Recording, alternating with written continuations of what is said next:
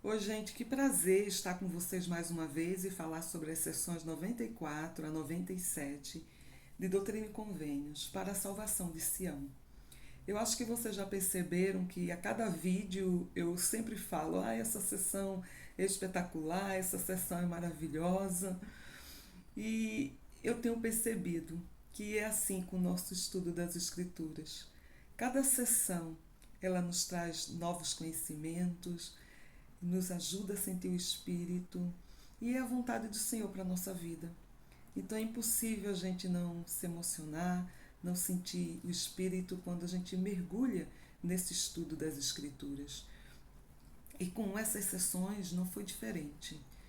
Quando a gente começa já na sessão 94, o Senhor está dando um mandamento.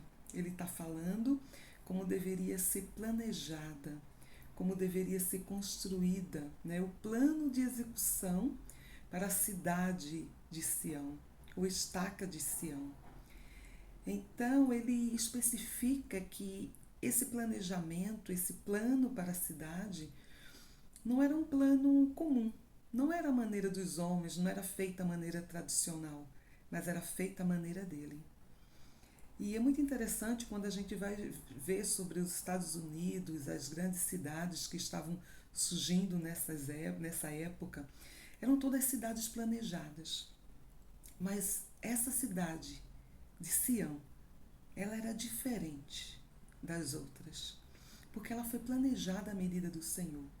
E ela tinha um detalhe, que era o templo. O templo estaria no centro da cidade, de modo que todos os seus habitantes pudessem ver e ter o seu olhar direcionado para a casa do Senhor. Quando a gente vê sobre esse planejamento, sobre essa cidade, a gente fica logo imaginando as dificuldades que os santos tiveram para poder colocar em prática esse mandamento do Senhor. Tanto que Hiram Smith, que era um dos encarregados aí do comitê de construção, ele escreveu em seu diário que na época foi muito difícil para os santos, porque existiam poucas pessoas que pudessem ajudar no trabalho, né, que estavam aí na região. Ele fala que do custo, que era muito alto, ele falou em seu diário que era cerca de US$ 40.000, uma quantia muito cara para a igreja na época, que estava iniciando com pouquíssimos recursos e com membros ainda muito pobres. Então ele fala da dificuldade, por exemplo, que eles não tinham arquitetos, que eles não tinham engenheiros, nem mesmo técnicos em construção. Então olha só, o Senhor fala da importância de construir essa casa, uma casa do Senhor, em condições precárias. Né? E por que será que o Senhor estava pedindo isso? Porque o Senhor estava exigindo isso dos santos, porque essa construção deveria começar pelo templo. Então, por que o Senhor estava pedindo esse sacrifício a santos que muitas vezes não tinham sequer a sua casa, ou ainda estavam construindo a sua casa, e que estavam em meio a tanta pobreza? E aí a gente começa a refletir um monte de coisa, né? Qual a importância dos templos? E por que os templos sempre foram tão importantes? E por que suas construções? O que o Senhor estava tentando dizer àqueles santos e o que o Senhor está tentando nos dizer hoje? O Senhor diz para os santos que um templo era necessário para que eles pudessem ser investidos de poder do alto. Muitas vezes nós vamos passar por situações na nossa vida, por provações, e vamos precisar desse poder do alto. E se não tivermos esse poder do alto, certamente não poderíamos suportar. Então esse poder do alto nos reveste de espírito e nos dá força para passar pelas tribulações da vida. É muito interessante a gente perceber que já havia passado um ano que o Senhor havia pedido, dado esse mandamento, pedido que construísse um templo, mas os santos pareciam não ter compreendido exatamente o que o Senhor queria, ou a urgência desse mandamento. Então, passado um ano, ainda não havia sido feito grandes avanços. E o Senhor fala, né, que por causa disso eles seriam castigados e que o Senhor castiga a quem ama. E aí a gente fica pensando, mas como é que um pai vai castigar o seu filho e ainda assim ama o seu filho? Parece algo contraditório? Não, né? Não é contraditório, porque muitas vezes nós precisamos aprender pela dor. São as provações que vão nos fazer fortes, são as provações que vão nos refinar, que vão nos ajudar a nos tornar como o nosso Pai Celestial é e como o seu Filho Jesus Cristo. Precisamos lembrar que nem Cristo ele foi poupado dessas provações. Ao contrário, ele carregou todas as dores. Ele expiou por todos os nossos pecados, de toda a humanidade. Então, o Senhor muitas vezes vai nos refinar, né? Como fogo de ourives. Nós vamos precisar ser purificados para nos tornar como eles. E claro, ninguém quer ser provado. Na hora que a gente está sendo provado, a gente diz, nossa, que isso passe logo, está muito difícil, eu não estou conseguindo. Mas depois que a gente supera, depois que a gente passa aquele período, a gente pensa no quanto aprendemos e o quanto nós descobrimos que somos fortes. Porque são nas provações que nós conseguimos descobrir a nossa força. E nos preparamos para outras provações. E o que nós precisamos pensar é que essas provações é que vai nos qualificar.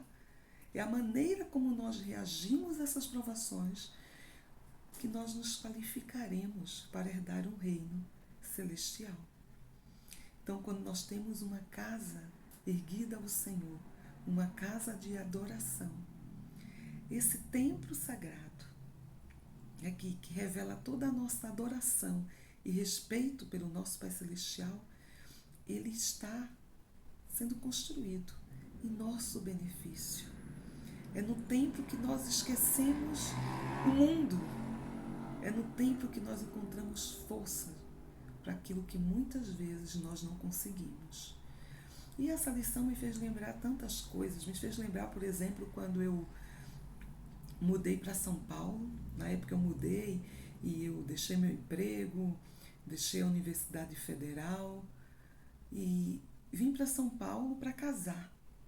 E eu estava aqui tentando fazer transferência para a USP e as pessoas me diziam, você não vai conseguir, é a universidade mais disputada da América Latina, desiste porque você vai perder tempo.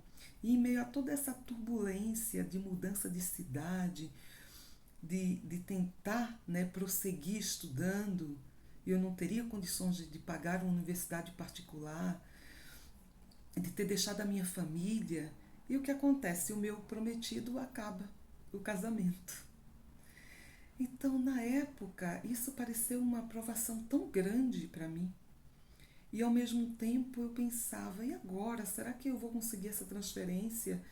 Eu vou voltar para Recife e as pessoas vão dizer, nossa, pobrezinha, né? É aquela coisa, foi para casar e o noivo acabou.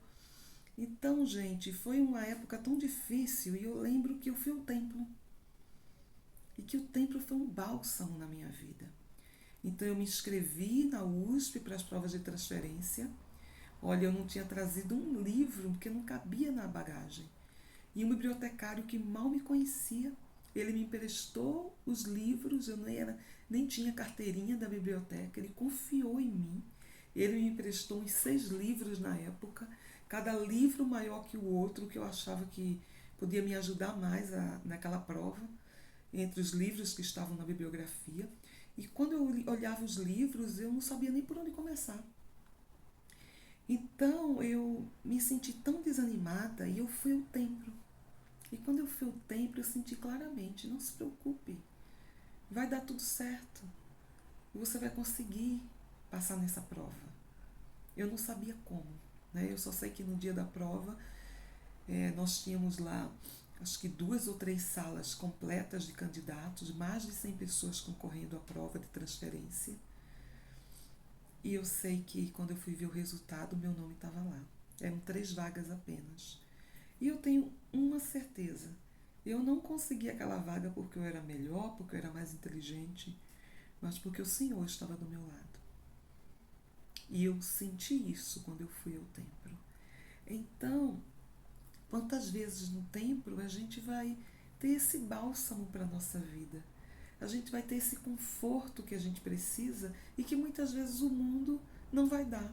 Nós vamos encontrar as nossas certezas, a nossa paz.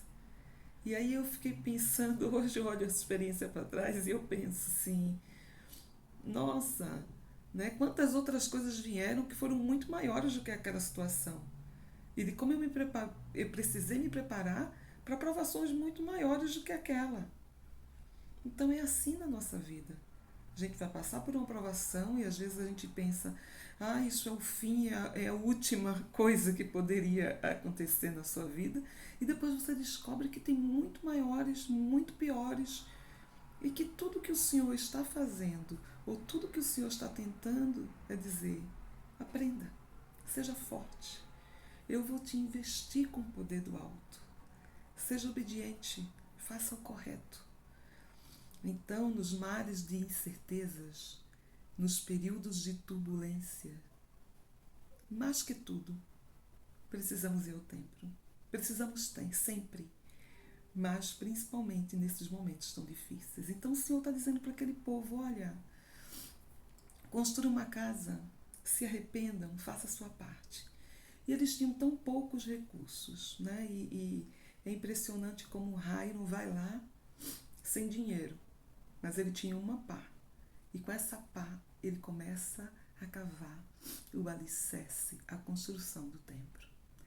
Então muitas vezes vai acontecer isso na nossa vida. Talvez a gente tenha somente uma pá, poucos recursos, mas a gente precisa começar, a gente precisa fazer. Eu lembrei também, desculpa, porque são tantos os sentimentos e emoções quando eu falo nesse tema. Eu lembrei quando a minha família conheceu o Evangelho e nós aprendemos sobre os templos. A minha mãe e meu pai fizeram um curso de casamento celestial e um dia, numa reunião familiar, a minha mãe falou, né, que nós precisávamos, como família, fazer uma meta de ir ao templo. E na época, o único templo que existia no Brasil era o Templo de São Paulo. E nós também tínhamos poucos recursos, né? Todos os filhos eram menores, nós éramos em 4 filhos, todos menores. E naquela ocasião nós estabelecemos metas, tivemos que trabalhar, tivemos que ajudar para realizar essas metas. Foi aquele 1 ano de sacrifício que nenhuma roupa nova foi comprada, que ia quebrando coisas dentro de casa e a gente não consertava, porque todo o dinheiro era destinado ao templo, numa época que nem existia caravanas. Nós pegamos um ônibus e fomos ao templo de São Paulo ser selados como família. E o Senhor fala disso, né? Que se nós fizermos a nossa parte com honestidade de coração, com um coração contrito, né? Com convênios, que a gente consiga fazer convênios com sacrifício. É isso que ele fala. Esses convênios com sacrifício, ele aceitará. Então o Senhor aceitará o nosso sacrifício. Do mesmo jeito que ele aceitou o templo de Kirtland, acabou sendo acelerada essas obras, porque os santos que estavam em Missouri também receberam esse mandamento de construir uma casa ao Senhor. Também não conseguiram realizar essa casa. E quando eles estavam em meio aí a esse mandamento de construção do templo, vieram as turbas, a violência e a perseguição em relação à igreja aumentou, né? E essa turba, nós conhecemos aquelas passagens famosas da turba invadindo a gráfica, né? Tentando destruir o livro de mandamentos, aquelas irmãs que conseguem salvar essas páginas no milharal, essas turbas que vão lá e colocam piche no bispo da igreja, que ameaçam os santos, que fazem eles assinarem um documento, que até a primavera eles sairiam do local. Então eles estão entre sendo expulsos do local, né? E por que eles estão sendo expulsos? Porque as pessoas diziam, olha, não queremos imigrantes aqui. E ao mesmo tempo diziam, olha, eles estão muito aliados aos estados do sul, eles têm negros entre eles, eles são a favor da escravidão.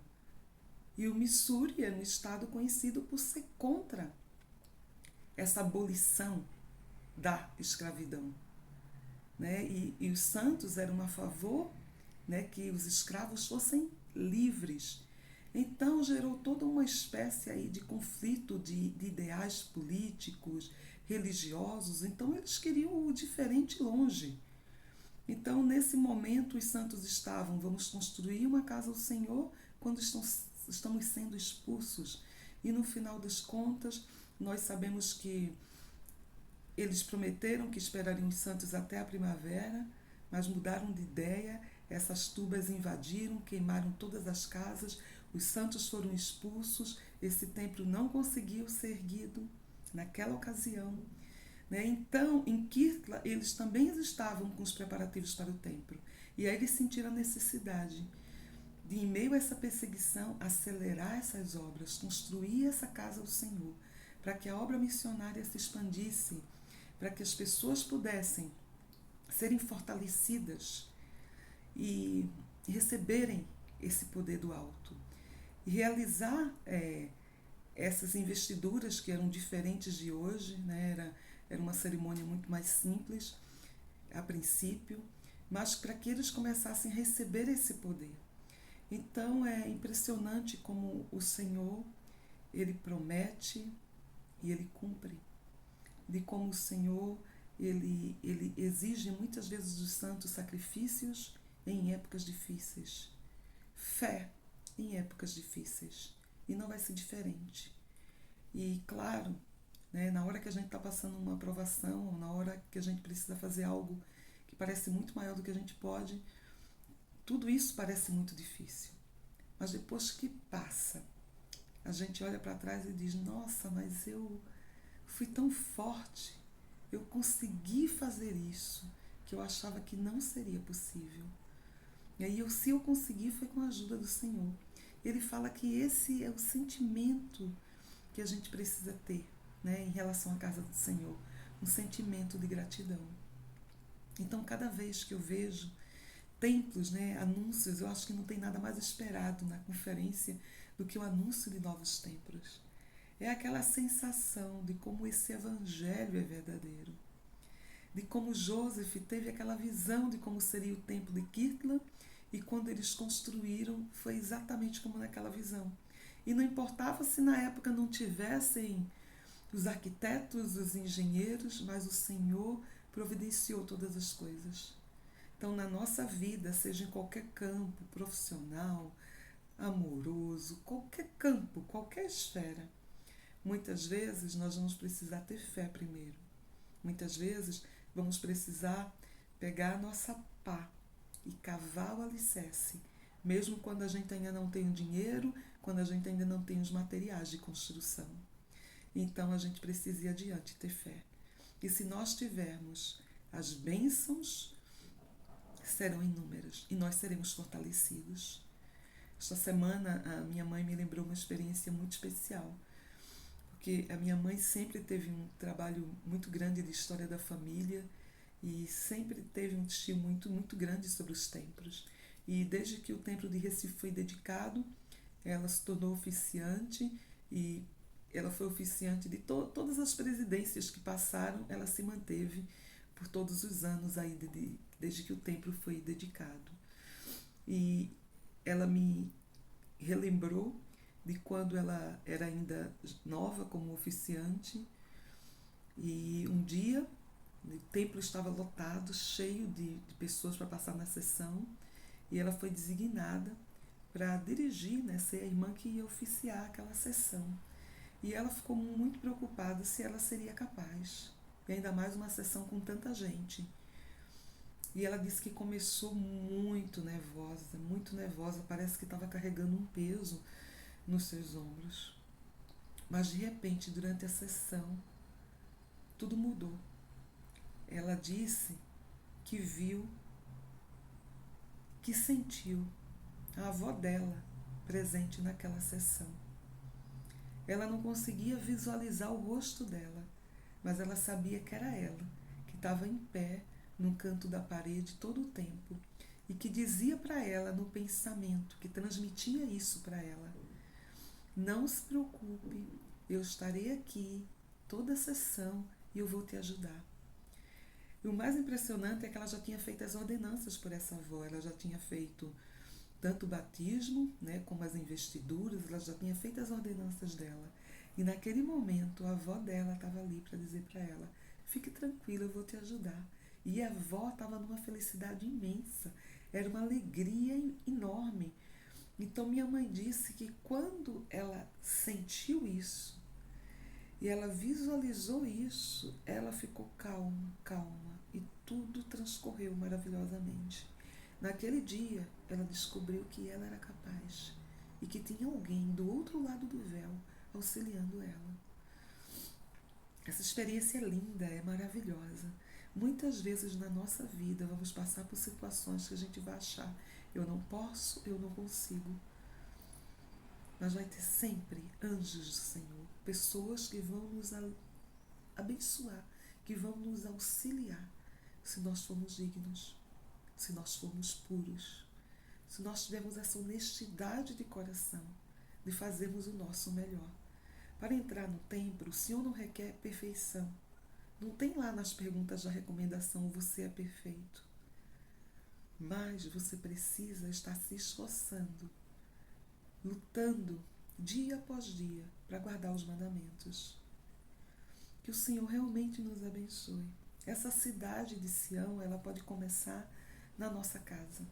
Essa pureza, essa preparação para ter o templo como centro da nossa vida, pode começar por nós.